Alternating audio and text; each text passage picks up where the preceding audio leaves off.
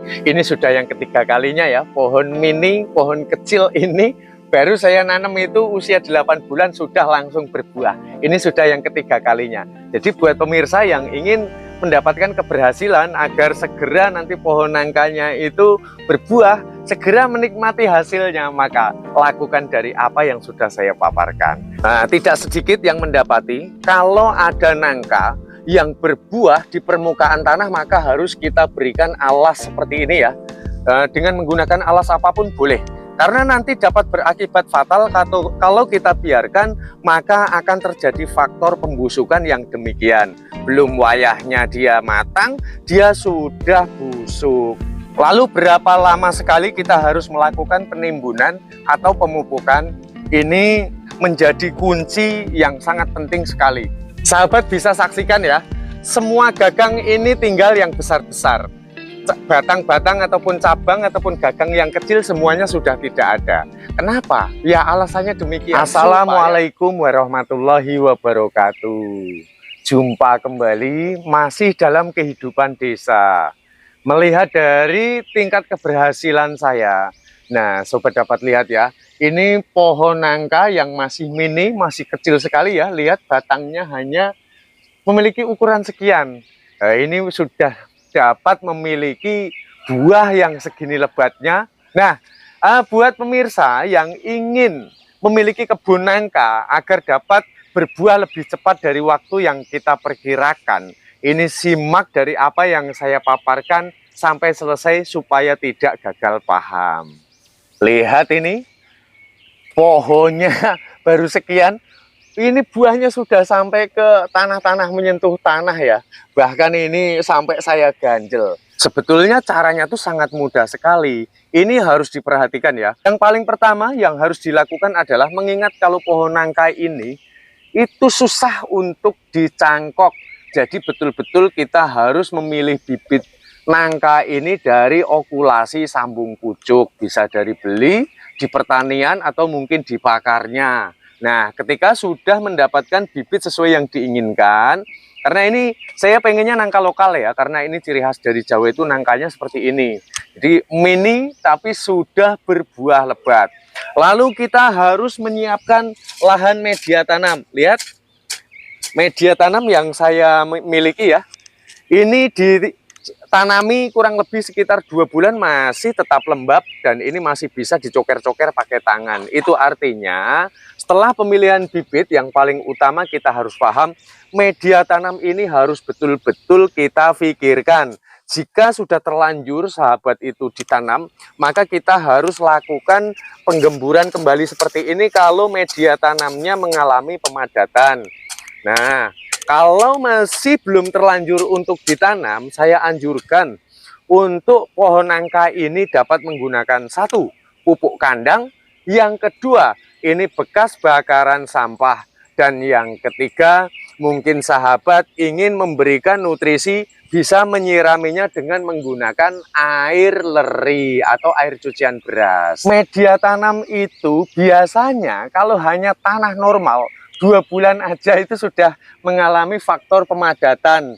Maka dengan cara kita menggemburkan kembali seperti ini dengan tujuan supaya nanti ketika kita lakukan penimbunan dengan menggunakan pupuk kandang atau bekas bakaran sampah, ini agar mudah penguraiannya. Untuk bakaran sampah ini ada unsur dari keduanya, bisa menjadi pupuk organik, bisa juga bakaran sampah ini menjadi kompos, sehingga nanti media tanam itu tingkat kegemburan tanah akan tetap terjaga. Karena mengingat dari keberhasilan yang berikutnya adalah akar. Jadi akar ini betul-betul harus menunjang perkembangan kesuburannya. Jadi harus betul-betul kita utamakan.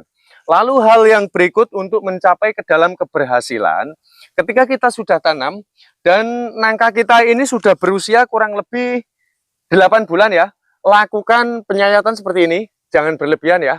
Ini bekasnya luka-luka semua. Yang saya lakukan ini adalah dengan cara sistem melukainya seperti ini. Jangan terlalu berlebihan, ingat ya. Nanti justru akan mati. Karena nanti ini dapat menghambat proses dia menyuplai makanan di atas. Jadi lakukan aja sesuai dengan perkiraan pemirsa semua. Lalu kita harus memperhatikan pruning, yaitu dengan cara sistem pemangkasan cabang-cabang yang tidak memiliki prospek.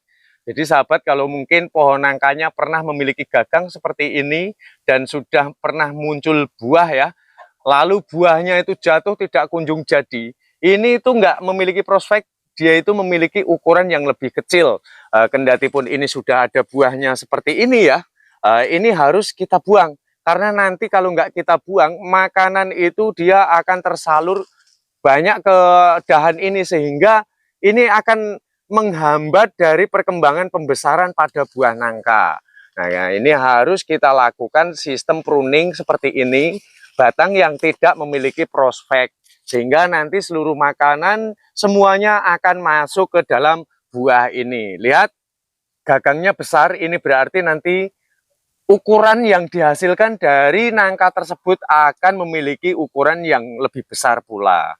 Jadi cabang-cabang yang kecil seperti ini yang tidak memiliki prospek, betul-betul harus segera kita singkirkan. Lalu berapa lama sekali kita harus melakukan penimbunan atau pemupukan? Ini menjadi kunci yang sangat penting sekali.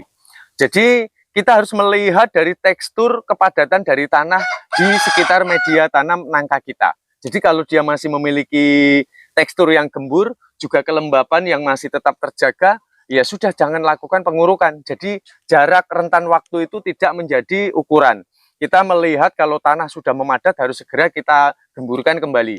Jadi cara menanam pohon nangka ini jangan terlalu dangkal, karena nanti kalau terlalu dangkal ketika kita itu melakukan penggemburan kembali, nanti akar-akarnya akan banyak terputus.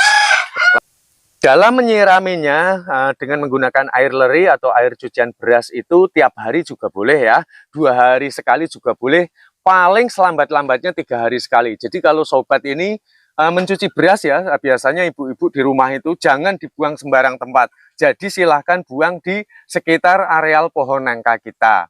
Untuk mencapai keberhasilan perlu diketahui juga, jangan sampai menanam pohon nangka ini berhimpit-himpitan dengan pohon yang lain. So pasti tidak 100% tapi 1000%. Itu akan sangat mempengaruhi kesuburan nangka kita ini nanti akan terhambat. Jadi harus kita berikan jarak kurang lebih ya sekitar 2 meter. Pohon nangka wajib terkena paparan sinar matahari yang cukup secara langsung, karena ini menyangkut dengan fotosintesis. Ketika cahaya matahari mengenai daun, maka akan ditangkap oleh klorofil, dia akan mencetak makanannya yang disebut dengan fotosintesis. Jadi makanan dari pepohonan itu pada umumnya adalah mineral, air, yang kedua adalah karbon dioksida atas bantuan paparan sinar matahari.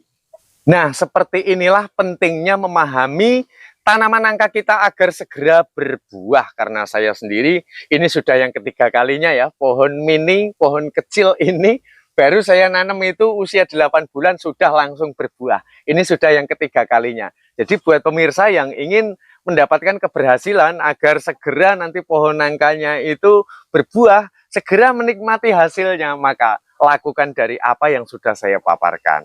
Nah, kita jumpa pada konten bermanfaat selanjutnya. Salam cinta tanaman.